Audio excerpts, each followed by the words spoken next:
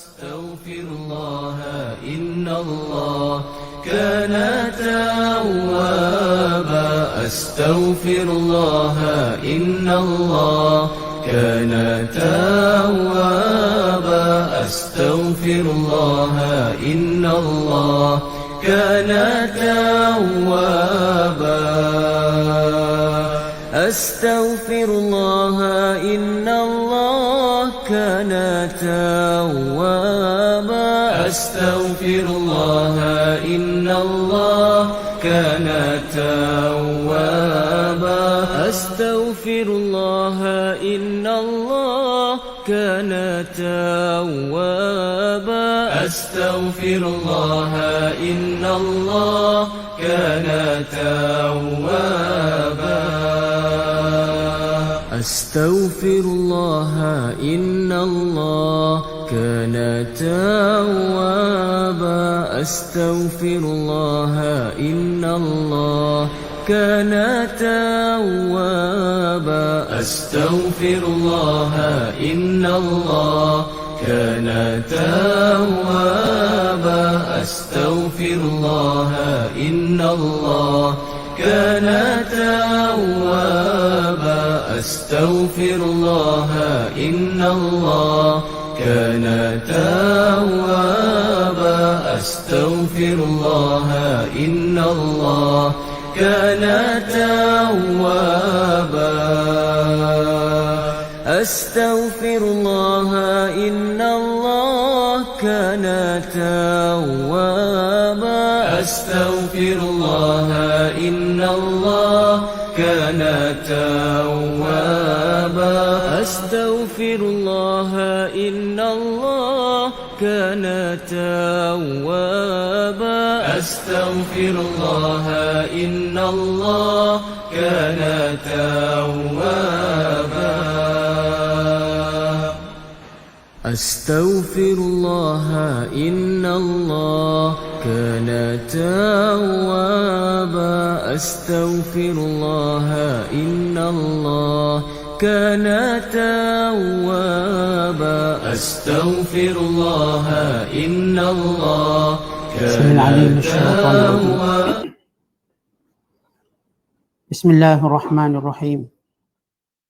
فلا أقسم بما تبصرون وما لا تبصرون إنه لقول رسول كريم وما هو بقول شاعر قليلا ما تؤمنون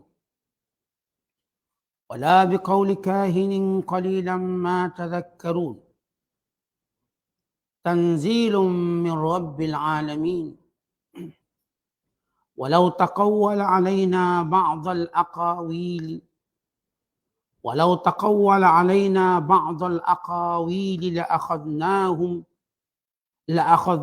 لأخذنا منه باليمين ولو تقول علينا بعض الأقاويل لأخذنا منه باليمين ثم لقطعنا منه الوتين فما منكم من أحد عنه حاجزين وإنه لتذكرة للمتقين وإنا لنعلم أن منكم مكذبين وإنه لحسرة على الكافرين وإنه لحق اليقين فسبح باسم ربك العظيم صدق الله العظيم.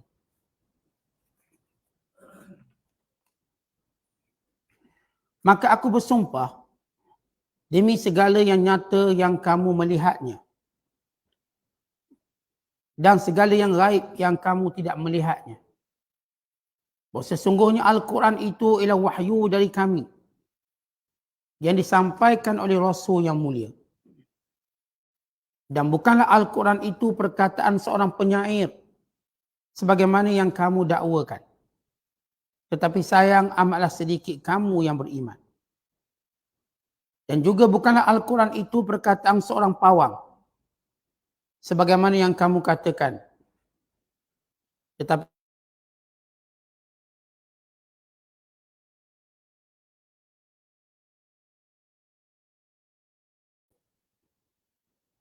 dan kalaulah Nabi Muhammad yang menyampaikan Al-Quran itu mengatakan atas nama kami secara dusta sebarang kata-kata rekaan, sudah tentu kami akan menyentapnya dengan kekuasaan kami. Kemudian sudah tentu kami akan memutuskan tali jantungnya supaya ia mati dengan serta-merta. Maka tidak ada seorang pun di antara kamu yang dapat menghalang tindakan kami itu daripada menimpanya. Sesungguhnya Al-Quran itu tetap menjadi peringatan bagi orang-orang yang bertakwa. Dan sesungguhnya kami sedia mengetahui bahawa ada di antara kamu yang mendustakan Al-Quran, maka kami akan membalasnya.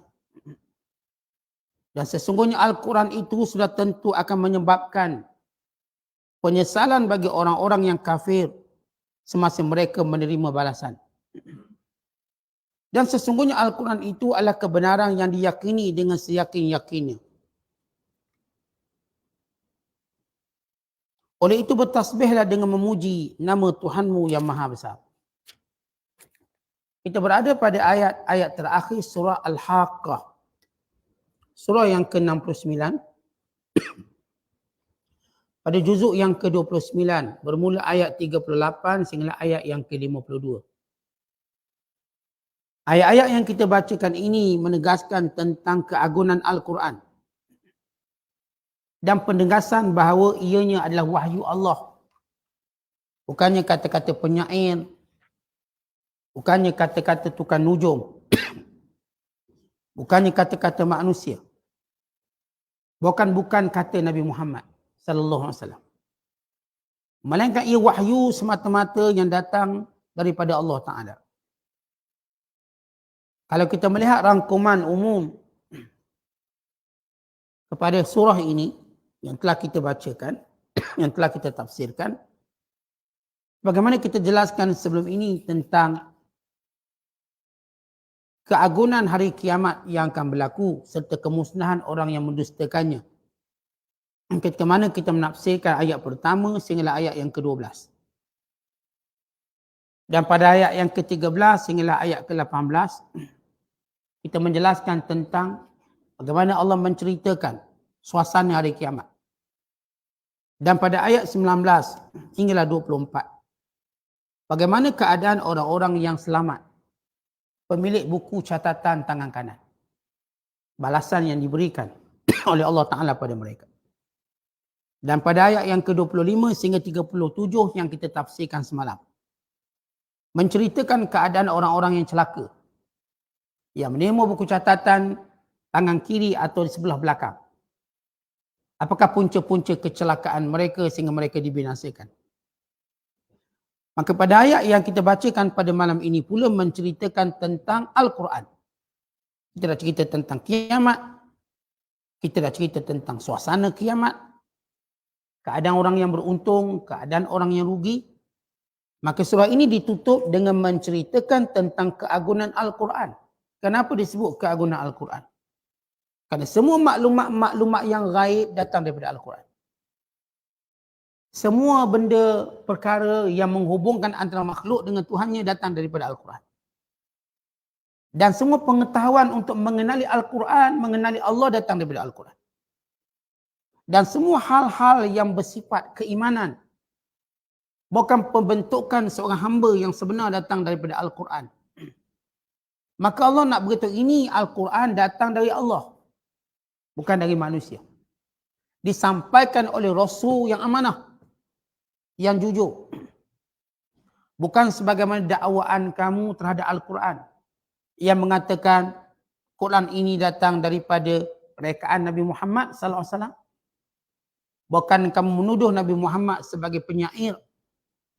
Menuduhnya sebagai, diterjemah di sini pawang atau tukang nujum. Sebagai kahin. Kahin ialah orang yang meramal perkara yang akan datang. Perkara gaib. Nabi sallallahu alaihi wasallam bukan meramal. Waktu Rasulullah beritahu perkara-perkara yang akan datang, Nabi bukan meramal. Nabi beritahu apa yang Allah beritahu. Ia berbeza dengan bomoh. Berbeza dengan manusia biasa, mereka meramal masa depan. Lalu mereka pun teka dengan bahasa umum. nanti tahun depan, tahun 2024 akan terjadi perkara besar. Itu ramal. Benda besar kita pun tahu. Direka macam tu, dibagi lontaran ayat umum. Untuk nampak dia hebat. Dan kalau hebat sangat, ceritalah benda berlaku. Dan cerita apa? Persiapan. Nabi SAW, waktu menceritakan tentang masa depan, pertama Nabi tidak meramal, Nabi beritahu solusi. Nabi memberitahu jalan. Bila Rasulullah cerita tentang Dajjal yang akan keluar, Nabi beritahu jalannya bagaimana. Bila Rasulullah SAW menceritakan tentang berlaku itu dan ini, Nabi beri solusinya. Bukan Nabi nak bangga dengan tekaan dia. Sebagaimana orang ini yang cuba teka macam-macam. Akan berlaku gempa bumi kejap lagi. Kejap lagi akan berlaku panas yang mendidih. Jadi kena siap cepat-cepat air mineral. Kena siap sekian-sekian. Nanti saban tahun kita dengar ramalan-ramalan untuk nujum. Wa'imah orang yang bercakap atas nama agama. Atau yang bercakap atas nama bomo dan pawang. Atas asas ramal, maka ini ditolak. Maka kita bercakap atas dasar dalil. Hatta bagaimana para ulama menyebut tentang peristiwa akhir zaman, bagaimana kita melihat peristiwa akhir zaman. Bukan dengan cara meramalkannya. Dengan maksud tidak menentukan bila waktunya. Macam contoh kita sebut tentang tanda-tanda kiamat. Lalu kita pun kata, tahun depan dah keluar dah Dajjal. Bukan begitu cara kita bercerita tentang hal-hal tanda-tanda akhir zaman. Dah tak lama dah nanti keluar Ya'juj Ma'juj. Bila? Tahun depan kot. Ini kebodohan yang nyata dalam meneka. Betul kita kata Ya'juj Ma'juj akan keluar. Kita kata Dajjal akan dibebaskan. Kita kata Nabi Isa akan turun.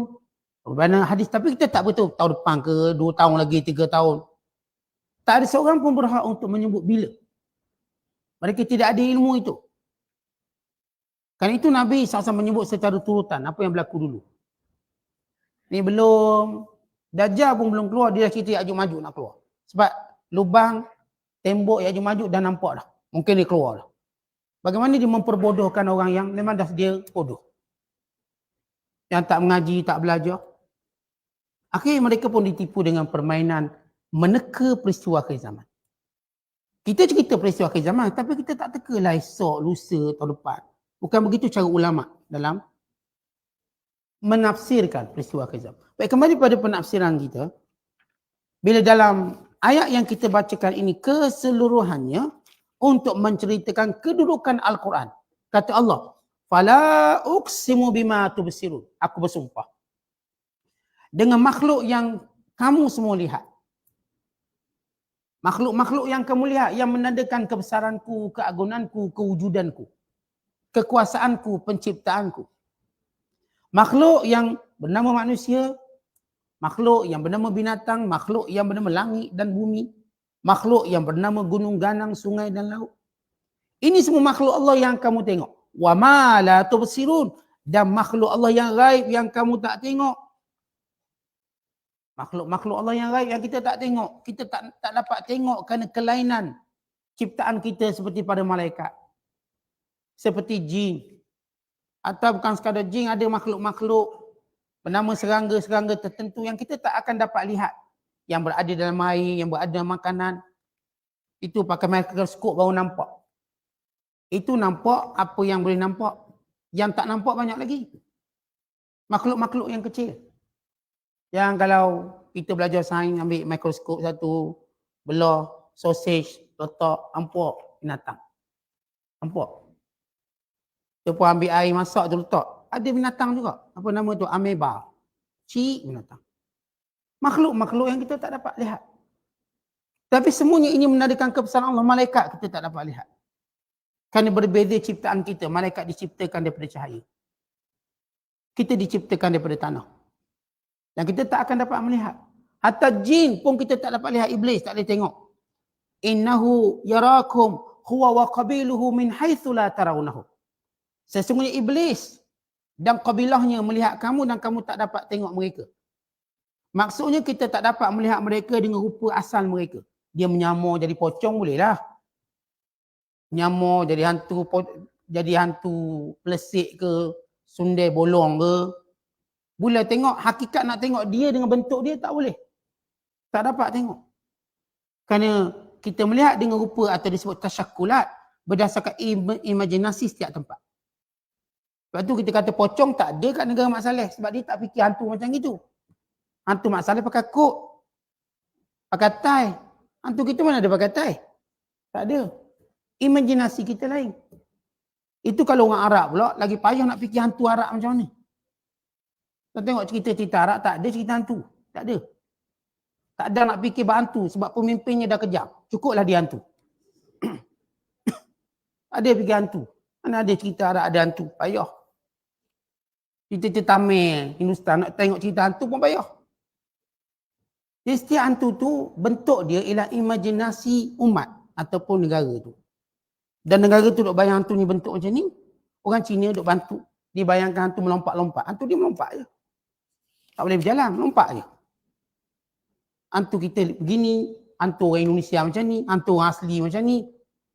Tetapi dengan rupa bentuk jin sebenar tak dapat tengok. Kata Imam Syafi'i, siapa mendakwa melihat jin, maka tertolak penyaksiannya. Faqad turaddu syahadatuh. Sebab Allah sebut dalam Quran tak ada orang dapat tengok. Tiba dia kata dia boleh tengok. Habis yang ditengok tu apa? Yang diserupakan. Diserupakan sebab sebahagian jin mereka boleh menyerupai makhluk. Dan tidak semua. Semua ulama kata jin yang boleh menyerupai makhluk ialah jin yang berstatus ahli sihir. Jin jenis ahli sihir. Dia pun jenis kaki sihir. Yang ni dia boleh berupa. Dia ada mentera dia pun boleh berupa. Sama ada dia masuk dalam binatang atau dia berupa bentuk itu, bentuk ini. Tetapi apapun bentuk yang jin itu menyerupainya, maka dia akan ada kecacatan. Dia tak akan sempurna. Kalau dia menyerupai orang, orang tu berjalannya sengit, dia tak akan jalan betul. Kalau dia bercakap, dia tak boleh bercakap. Ini jin. Dia tak boleh berjalan dengan betul. Semuanya tak betul. Kenapa dia tak boleh menyerupai sempurna? Supaya tahu mana kopi, mana ori. Jadi orang tahu, ni ori, ni kopi. Kerana setiap benda, macam mana pun yang kopi tu cuba buat, dia tak akan sama dengan ori, yang original. Jadi jin dia tak boleh menyerupai manusia yang original. Buatlah macam mana pun, dia akan ada cacat dia. Akhirnya berlubang kat punggung dia tadi. Itu jenis sungai bolong. Akhirnya kita pun nampak panjang pula gigi dia. Itu jenis Pontianak. Dia panjang lain. Pontianak. Dia mesti lain. Dracula. Itu cerita bagaimana makhluk ini. Sebab itu tak ada orang boleh mendakwa melihatnya. Kata Allah, fala uqsimu bima tubsirun wa ma la tubsir. Aku bersumpah dengan makhluk yang kamu dapat tengok dan makhluk yang kamu tak dapat tengok. Supaya kita tahu banyak makhluk kita tak dapat tengok. Ada. Makhluk ni ada. Makhluk yang kita boleh tengok, makhluk yang kita tak boleh tengok. Wa imam makhluk yang kita tak boleh tengok kerana ia bersifat gaib. Atau makhluk ini memang kita tak dapat melihatnya kerana sifatnya yang kecil dan sebagainya. Kita tak mampu tengok. Lalu kata Allah apa yang Allah nak beritahu?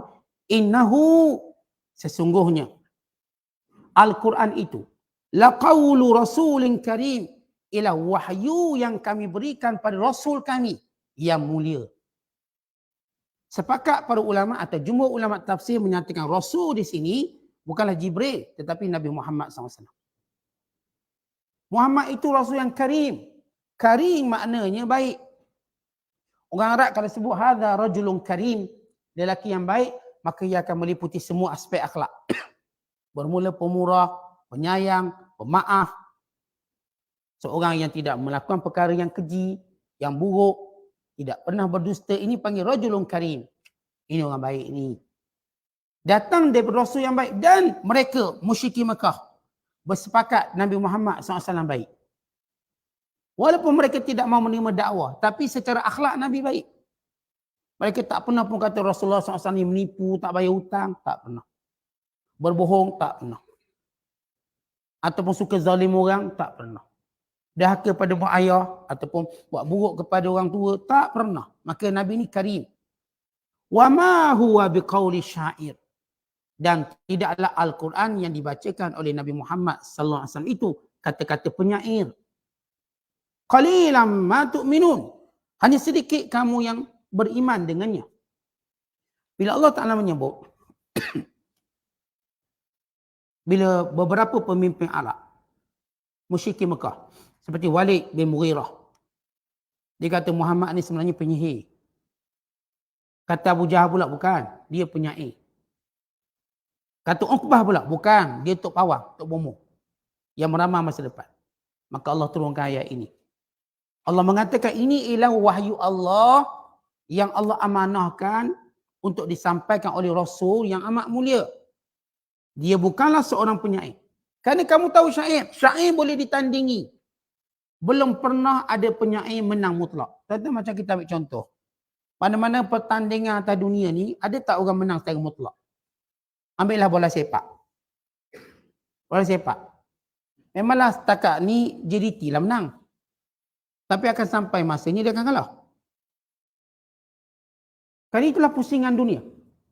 Setakat ni memanglah apa ni kita sebut kelab bola ni menang. Kelak dia akan kalah.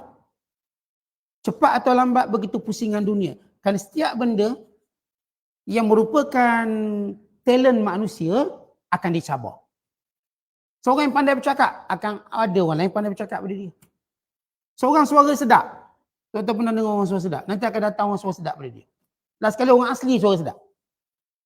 Masuk pertandingan orang asli menang. Ni bukan saya cerita olok betul ni, orang asli. Tuan-tuan tak tengok, saya pun tak tengok. Kita baca je, baca.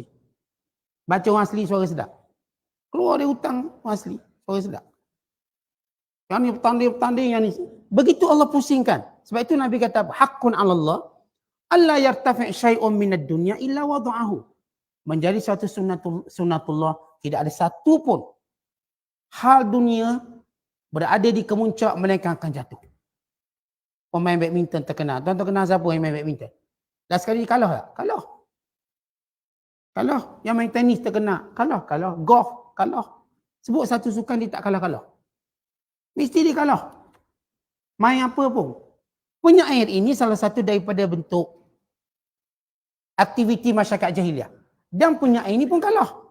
Datang penyair bernama Mutanabi, dia kalah. Datang Bukhturi, datang Farazdak, datang ramai penyair-penyair yang popular, Al-Antara, Abul Itahiyah, dan lain-lain terkenal penyair. Akhirnya mereka dikalahkan. Atau orang jahiliah mereka buat pertandingan syair yang mereka namakan sebagai mu'allaqat. Mu'allaqat maksudnya penyair yang menang, syairnya ditulis, digantung dalam Kaabah. Dia panggil mu'allaqat. Ada 7 penyair terkenal, dia panggil mu'allaqatus sab'a. Mu'allaqat ataupun kita kata yang 7 mu'allaqat yang digantung dalam Kaabah. Sebagai mu'allaqat Zuhair bin Abi Salma. Mu'allaqat dia di syair dia pun menang. Terlepas pertandingan lagi kalah, orang lain pula masuk. Orang lain. Itulah dia. Nabi SAW bukan penyair untuk ditandingi. Kenapa yang Nabi baca ialah Al-Quran dan Al-Quran tak boleh ditandingi. Mana dia boleh menandingi Al-Quran secara hafazannya, secara bacaannya, secara mukjizatnya, secara lagunya dan semua aspek Al-Quran menang. Kerana ia bukan datang dari manusia, datang dari Allah. Tak ada orang nak bersungguh hafal benda lain. Even kalau kita sebut lagu lah, orang suka hafal lagu. Apa lagu? Mungkin sekelompok je hafal, tak semua. Lepas tu habis zaman, lagu tu pun dah tak dihafal lagi. Dah tak ingat dah. Boleh buat macam tu je, tak ingat dah. Boleh main tu, macam bunyi tu macam lagu lama. Tapi dia tak ingat sendiri kata dah. Tapi Al-Quran tidak. Al-Quran dia bukan cerita lama baru, tak ada. Yang hafal hari ni, seperti ia baru diturunkan. Yang hafal esok, ni anak-anak kita, cucu cicit kita yang hafal Quran akan datang. Kita dah lepas dah. Tuan-tuan dah hafiz belaka dah. Anak-anak tuan-tuan pula. Anak-anak lepas anak-anak kita, cucu-cucu kita pula. Dia seperti benda baru. Dia seperti perkara baru. Dia tak macam saya katakan lagu, dia pun habis kat situ. Dia tak bergerak. Even lagu paling popular, lagu raya. Evergreen. Kalau menyanyi sekarang, orang nampak pelik. Tunggu raya. Raya boleh bunyi. Tak raya jangan bunyi. Nanti orang sepak kita. Marah. Artinya, setiap benda tu ada musim melainkan Al-Quran. Sebab tu bila Allah menyebut tentang Quran ni bukan syair. Syair saya dah sebut. Baik lagu. Kalau orang sekarang sebut syair ni lagu lah. Boleh ditandingi. Dia akan habis zaman dia. Dia tidak akan jadi benda yang hit, yang popular. Tapi tidak Al-Quran Karim. Wala biqauli kahin. Dan Quran ini bukanlah kata-kata pawang. Mengikut terjemahan Pimpinan Rahman. Kahin saya dah sebut yang meneka masa depan. Quran bukan meneka masa depan. Quran beritahu masa depan. Yang dialog dalam neraka, itu bukan ramalan. Itu benar-benar dialog ahli neraka. Dialog malaikat. Dan juga dialog Allah Ta'ala kepada hamba-hambanya pada hari akhirat kelak. Kepada orang beriman, kepada orang kafir, kepada orang beruntung, kepada orang rugi. Semua dialog ini bukanlah ramalan, tapi ini adalah kebenaran. Hatta bila Allah Ta'ala cerita tentang Ya'juj Ma'juj, Allah cerita tentang Nabi-Nabi alaihimussalatu wassalam, tentang umat yang pernah ada, yang pernah wujud. Semuanya ini bukan ramalan, cerita betul. Bahkan Allah tunjukkan tanda-tanda sejarah itu masih berkekalan sampai hari ini. Kaum Ad, kaum Samud, ini Madain Soleh, ini kaum Nabi Lut, mereka gali balik. Kalau tidak kerana Al-Quran, ahli ekologi tak akan tahu kat mana mereka nak gali. Sehingga diceritakan kisah-kisah umat-umat terdahulu. Atau mereka pergi buat gali, ataupun mereka gali kat kawasan di mana berlakunya kehancuran kaum Nabi Lut. Dan mereka jumpa tamadun-tamadun yang hebat. Dengan hasil rekaan, ciptaan, pinggang mangkuknya. Bukan besi-besi yang dah ada. Mereka buka mayat Fir'aun, dah ada besi. Walau mereka dengan falsafah kosong mereka menunjuk, oh besi ni pada zaman sekian. Besi dah wujud. Kata Allah Ta'ala cerita. Sehingga dalam Quran dia cerita surah Al-Hadid, surah besi. Bagaimana Allah Ta'ala dia ciptakan besi ni bukan pada zaman yang mereka namakan mula zaman batu, baru zaman besi. Tak, besi sudah wujud. Dan Nabi-Nabi dahulu telah menggunakan besi. Nabi Allah Idris telah mencipta jarum daripada besi. Dah, Nabi Allah Idris ni lama mana dah. Ini statusnya cucu Nabi Adam. Dah buat jarum daripada besi. Menjadi tukang jahit. Bahkan Nabi Allah Daud dah buat baju besi. Dah buat baju besi menjadi baju perang. Dengan menggunakan tangannya. Dan semua perkara-perkara yang Al-Quran ceritakan bukan kerana ia ramalan, tapi cerita betul. Sebab itu Allah kata, wala biqaulikai. Ini bukan kata-kata tukang pawang, tok bomo, tukang tenung. Nabi SAW bila cerita tentang kiamat, bukan Nabi meramal kiamat. Nabi cerita hakikat berlaku kiamat. Sebab itu bila ditanya, mata sa'ah, bila kiamat?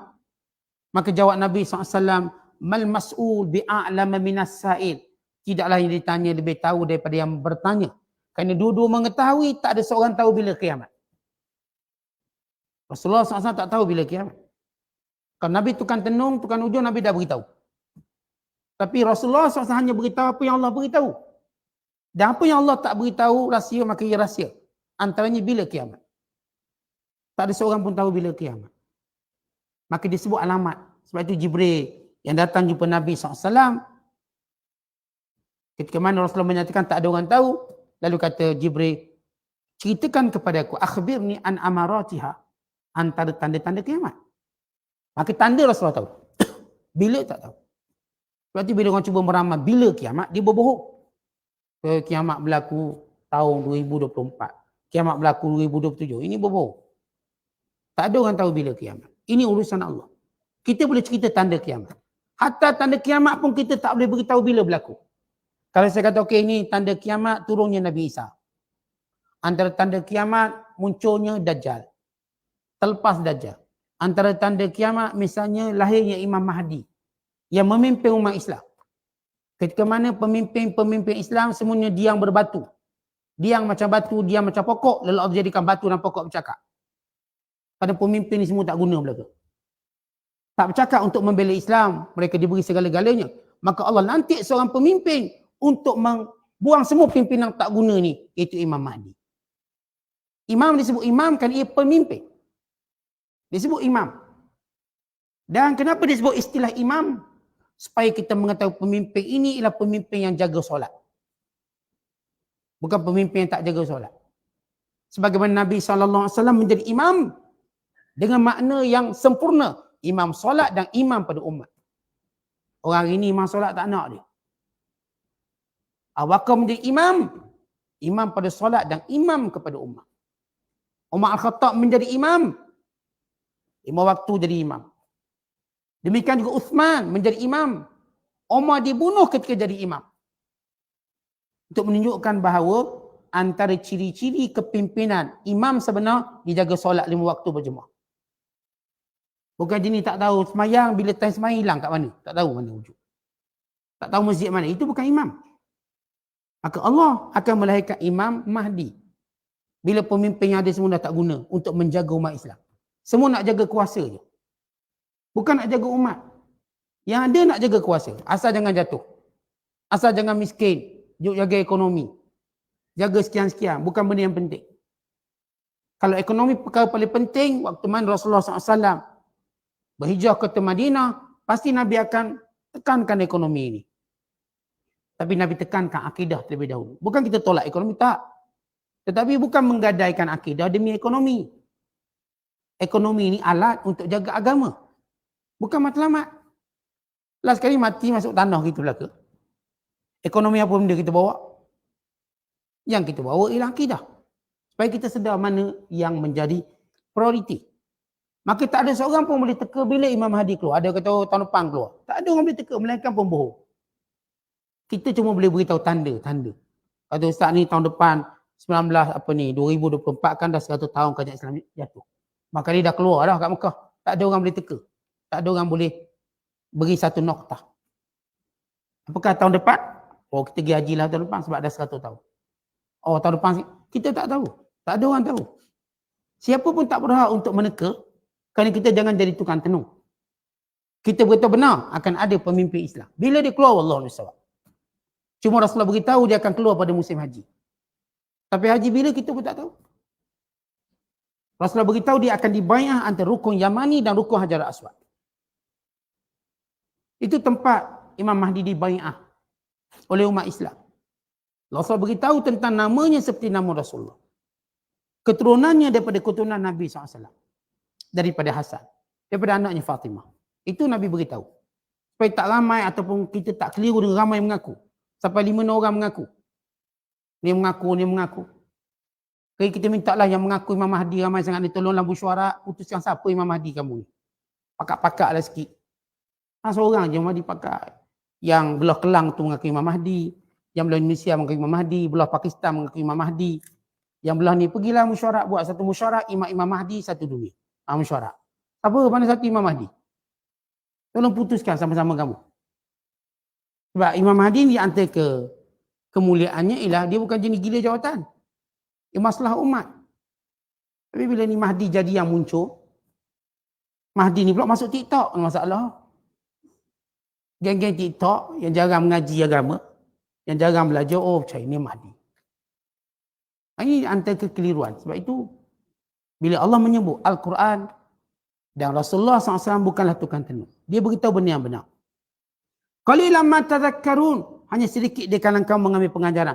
Tanzil, sesungguhnya Al-Quran ini tanzil, turun secara peringkat-peringkat yang Allah kehendaki. Min Rabbil Alamin, daripada Tuhan sekalian alam. Rabb. Walau taqawwala alaina ba'dal aqawi, kalau Muhammad yang reka Quran. Kalau Muhammad reka Quran, kata Allah. Walau taqawwala yakni mengada-ngadakan apa yang Allah tak kata. Ba'dal aqawi, sikit je. Tak payah banyak, tak payah satu surah. Ba'dal, sikit. 4 ayat, 5 ayat sudah. Kalau Muhammad reka. 4, 5 ayat je. La akhadna minhu bil watin. Nescaya kami akan binasakan dia. Kami akan binasakan dengan kekuatan kami. Thumma laqata'na minhul watin. Kami akan putuskan saluran darah yang menghala ke jantungnya. Dia mati terus. Tak payah tunggu lama-lama. Tak payah tunggu sakit 2 tahun, 3 tahun, tak ada. Kami putuskan terus orang yang menyambung ke arah jantung tu, putus terus. Biar tak boleh bernafas terus, mati. Nak beritahu Al-Quran, tak ada orang boleh mengada-ngadakannya. Hatta Nabi SAW. Kalau Muhammad SAW mengadakan ayat Quran, walau sebahagian, ba'dal aqawi. Sebahagian tak payah satu surah, tak payah satu juzuk. Sebahagian, sekaligus mengejut mati kat situ juga. Tapi apa yang Rasulullah beritahu? Datang dari Allah. Kata Allah, fama minkum min ahadin anhu hajizin. Bila Allah kehendaki ianya berlaku, tak ada seorang boleh menghalang. Seperti kalau Nabi Muhammad SAW reka Quran. Walau sebahagian daripada perkataannya, sebahagian daripada hurufnya, niscaya kami akan binasakannya, kami putus orak jantungnya. Tak ada orang boleh menghalang apa yang kami inginkan berlaku. Artinya Rasulullah SAW ini bercakap benar datang daripada Allah. Kalau Rasulullah Muhammad satu juga mati. Tak payah tunggu lama, tak payah tunggu tahun depan sehingga sempurna Quran. Ini Quran dah sempurna dah. Untuk menunjukkan dia datang dari Allah. Kerana Allah memberi amaran. Yang mana mereka Quran termasuk Nabi Muhammad. Kalau dia reka, kami akan mati di sekaligus. Dengan memutuskan urat jantungnya. Wa innahu, sesungguhnya Al-Quran ini latazkiratun, peringatan bagi orang bertakwa. Betul, kalau kita lihat hubungan Quran dengan orang bertakwa. Kerana yang paling banyak mengambil manfaat daripada Al-Quran ialah orang-orang bertakwa. Zalikal kitab la raiba fi hudan lil muttaqin. Inilah Al-Quran yang tiada ragu padanya, petunjuk kepada orang bertakwa. Nak tahu kita orang bertakwa atau tidak, banyak mana kita mengambil manfaat daripada Quran. Bacanya, amalnya, fahamnya, bahkan kita boleh menyampaikannya. Kalau kita Quran tak berapa faham sangat, maknanya kita dengan takwa tu jauh. Sebab Allah menyatakan innahu latazkiratul lil muttaqin. Quran ini peringatan bagi orang bertakwa. Orang bertakwa mana sumber dia? Quran. Sumber kita bukan internet. Sumber kita bukanlah daripada kata-kata tepi longkang. Sumber kita bukanlah benda-benda yang kita tak tahu mana asal usulnya. Sumber orang bertakwa Quran. Sebab itu makin bertakwa orang tu dengan Allah, makin lama dia melihat Al-Quran. Mentadabbur Al-Quran. Membaca Quran. Tapi saya katakan ini khazanah paling hebat. Wahyu Allah paling agung. Kita dengan Quran masih sikit. Itu masalah kita. Dan Nabi SAW telah mengadu hal ini kepada Allah Ta'ala. Tentang kelemahan umat ini. Menjadikan Al-Quran ini seperti mahjura. Seperti barang yang ditinggalkan. Contoh macam rumah pesaka. Memang rumah tu banyak kenangan. Kita besar kat situ, lahir kat situ. Dan nama rumah pesaka kita pun tak berapa nak balik. Jarang-jarang. Walau sejarah kita bermula kat situ. Lahir kita kat situ. Mak ayah kita besar kat situ. Tapi dah nama rumah pusaka dia pun mula ditinggalkan. Walau rumah yang kita baru buat ni belum ada sejarah apa pun. Kat sana sudah tercatat sejarah kemuliaan kita. Macam mana mak ayah kita didik kita sehingga membesar jadi orang pandai, jadi orang berguna. Macam mana mak ayah kita berkorban. Macam mana mak ayah kita itu dan ini. Pasti kalau tuan-tuan balik rumah pusaka tu kan banyak kenangan kat situ. Banyak benda. Yang tak mampu dibuat oleh rumah baru. Rumah baru ni ada apa? Tak ada apa. Rumah lama yang saya kata membesar adik-beradik kita 10 orang, 15 orang, 17 orang, 8 orang. So sama-sama. Sama-sama bergelak. Sama-sama mandi air telaga. Sama-sama buat itu. Ini meninggalkan banyak perkara. Kemuliaan sejarah kita. Contoh Al-Quran hebat pada tu. Malangnya macam kita sebut masalah umat Islam. Quran baca sikit. Tadabbur lagi sikit.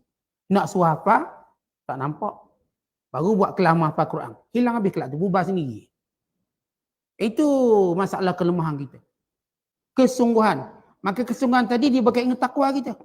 Berarti bila takwa kita dia menurun macam tu, dengan Quran-Quran kita pun menurun. Bila takwa kita menongkak naik. Maka keinginan kita dengan Quran makin kuat. Bukan baru nak insah je nak belajar Quran. Orang kita kan bila baru nak insah tak. Mula cari guru Quran, baru insah lah tu. Dah insah banyak, terus tak nampak Quran. Insah banyak sangat. Ni jenis macam ni, insah banyak. Quran baca, nak suruh apa lagi payah. Yang baru nak insah ni hebat belajar Quran. Hari tok guru, sekian. Betul, ini penyakit. Kita nak ubah penyakit ni. Kerana Allah sebut di sini. Sandaran orang bertakwa. Kemudian kata Allah, wa inna lana'lamu anna minkum mukadzibin. Kami amat mengetahui siapa yang berbohong, yang mendustakan Al-Quran, yang mendustakan hari kiamat, yang mendustakan Nabi Muhammad SAW. Kami amat mengetahui tentang mereka. Wa innahu, bahawasanya lahasratun al-kafirin, akan menjadi penyesalan yang besar pada hari kiamat kelak bagi orang kafir. Mereka yang mendustakan Al-Quran, maka itulah penyebab mereka akan menyesal. Dia sebut hasrah. Menyesal sungguh-sungguh akhirat kelak. Tentang hasrah ni dia menyesal bukan cakap mulut ni sampai masuk dalam hati. Kalau tuan-tuan terlepas satu benda yang paling tuan-tuan nak untung, dia menyesal sampai dalam hati. Kita akan ingat puluhan tahun. Ini kan pula akhirat kelak. Hasratun, menjadi penyesalan yang mendalam. Wa innahu, bahawasanya Al-Quran ini lahaqqul yaqin. Benar-benar keyakinan yang datang dari Allah. Benar-benar Al-Quran. Keyakinan daripada Allah SWT. Fasabbih. Kerana itu, kerana kita mengagungkan Al-Quran, bersyukur dengan penurunan Al-Quran, sehingga kita umat Islam ada Quran. Umat lain dah tak ada kitab dah, tak ada. Kristian dah tak ada dah kitab, keaslian mereka sudah diubah. Yahudi juga begitu. Yahudi tidak lagi berpegang Taurat, pegang pada Talmud. Ni bila perang Yahudi dengan orang Islam, tetap mereka tak baca Taurat, mereka baca Talmud. Talmud tu kitab mereka sendiri. Mereka anggap ia lebih baik daripada kitab Taurat yang Allah turunkan. Maka Al-Quran, satu-satu kitab suci yang terpelihara yang Allah anugerahkan kepada umat Islam. Bila Allah menyebut tentang umat Islam, umat yang terbaik. Kuntum khaira ummatin ukhrijat linnas. Kamu sebaik-baik umat yang Allah Ta'ala pilih di kalangan manusia. Kenapa? Antaranya masih terpelihara Al-Quran pada sisi kamu.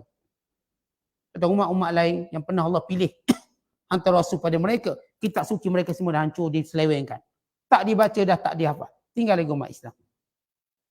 Yang Quran ni masih dibaca, masih dihafal, masih ditadabbur. Bukan kita pun tengok bagaimana sahabat-sahabat saudara kita pejuang Hamas belum pergi perang baca Quran dulu. Mereka menghafal Quran, mereka baca Quran. Menunggu masa, tunggu untuk baca Quran. Bagaimana hebatnya mereka didik. Tetapi inilah generasi yang akan mampu memberi kemenangan. Generasi yang kita tengok hari ini bukan senjata dia. Bukan kerana pertolongan orang luar. Melainkan kita melihat bagaimana keimanannya pada Allah. Ketulinan iman pada Allah. Tanpa pertolongan siapa-siapa. Tidak kita kata yang tolong orang ni, negara ni tak. Tak ada negara nak tolong. Dan tak ada negara berani tolong. Mereka benar-benar Allah nak tunjuk, biar Allah yang tolong mereka. Bukan tangan-tangan lain. Allah yang akan tolong mereka. Akhirnya Allah Ta'ala tunjukkan bagaimana kegerunan orang kafir. Hari ini setiap malam, TV Israel, channel 12, channel 13, atau channel macam-macam. Bincang bab perang dan tentang takabut ataupun khasair, kerugian mereka dalam perang. Bahkan mereka kata menang yang diisyaratkan oleh Perdana Menteri mereka Benjamin hanyalah fantasi. Oh kami dah menang, kami dah mengalahkan. Itu cuma fantasi. Mereka tak boleh kalahkan. Sehingga kata mereka, kalau sekiranya orang Palestin, orang Islam, kaki potong, tangan potong. Mereka cuma boleh angkat 2 jari, nescaya mereka angkat 2 jari, tanda mereka menang. Kerana mereka dah diajar bahawa mereka menang. Mereka tak kalah. Sebab siapa yang bersama dengan Allah, mereka tak kalah. Fala ghaliba lakum. Bila Allah Ta'ala tolong, dia tak akan kalah. Dan Allah jadikan jiwa mereka tak pernah rasa kalah. Tetapi bila Allah berikan satu anugerah kemenangan yang hebat, bila Allah beri dan jiwa beriman, dia tak rasa kalah. Tapi cukuplah kalah itu bila orang tu dah rasa kalah. Walau belum buat apa, dah rasa kalah. Ia kalah. Tetapi orang yang hebat, atau kalau tuan-tuan tengok dalam hal apa pun, dalam urusan hidup. Bila kita tak putus asa atau terasa tak kalah, orang ni dia akan berjaya. Kita bisnes contohlah bisnes. Niaga, ni tak laku, ni tak laku. Tapi dalam hati kita, kita tak pernah rasa kalah. Orang ni semua tak kalah. Tapi orang yang berniaga walaupun dia untung, dia rasa macam dah kalah dah. Dia ni kalah. Jadi umat Islam ni, tuan-tuan, yang Allah Ta'ala pilih. Yang kehebatan mereka baca Quran, hafal Quran, tadabbur Quran. Mereka baca Quran dengan faham betul-betul. Dengan suasana perang. Dengan suasana tidak ada yang lain melainkan Allah. Pertolongan Allah. Tuan-tuan, mereka cukup faham dengan makna apa yang Allah sebut. Innallaha ma'as sabirin. Allah bersama orang sabar. Mereka rasa ma'iyatullah, kebersamaan Allah. Tanpa ada pertolongan yang cuba dihulurkan atau yang cuba tolong, tak ada. Benar-benar mereka terkepung, tidak mereka boleh pergi ke Mesir, tidak boleh mereka selamat. Mereka duduk kat situ tunggu. Mereka menunggu kemenangan dari Allah. Mereka bukan tengung-temenung, menunggu kemenangan dari Allah. Dan mereka berjuang apa yang mereka ada. Jadi ini orang-orang yang kita katakan generasi yang Allah berikan benar-benar pemahaman Al-Quran. Lalu mereka bercakap dengan Al-Quran. Mereka bukan sekadar baca Quran, mereka bercakap dengan Quran. Dan Quran bercakap dengan mereka. Macam kita rasa kita baca Quran, tak rasa Quran ni cakap dengan kita. Mereka rasa Quran tu bercakap dengan mereka. Dan mereka bercakap dengan Quran. Dan itulah kekuatan dan ketenangan. Sebab itu kata Allah, fasabbih, bertasbihlah. Bismi rabbik, dengan nama Tuhanmu, Al-Azim yang agung. Kerana memuji Allah, kerana Allah berikan kepadamu Al-Quran yang menjadi panduan, yang menjadi pegangan, yang menjadi peringatan, yang menjadi hidayah, yang merupakan satu tanda syukur kita pada Allah. Lalu kita bertasbih, memuji Allah Ta'ala. Al-Quran ini akan terus terpelihara sampai hari kiamat. Iaitu jaminan Allah. Quran tidak akan diselewengkan dan Al-Quran tidak akan dapat dipisahkan daripada hati orang beriman. Kekal akan ada orang yang terus membacanya dan terus beramal dengannya. Walau ketika mana dunia cuba menolaknya, maka Allah lahirkan satu generasi jilul Quran yang kekuatan mereka tidak mampu dilawan oleh mana-mana kekuatan fizikal dan material manusia. Wallahu a'lam bishawab.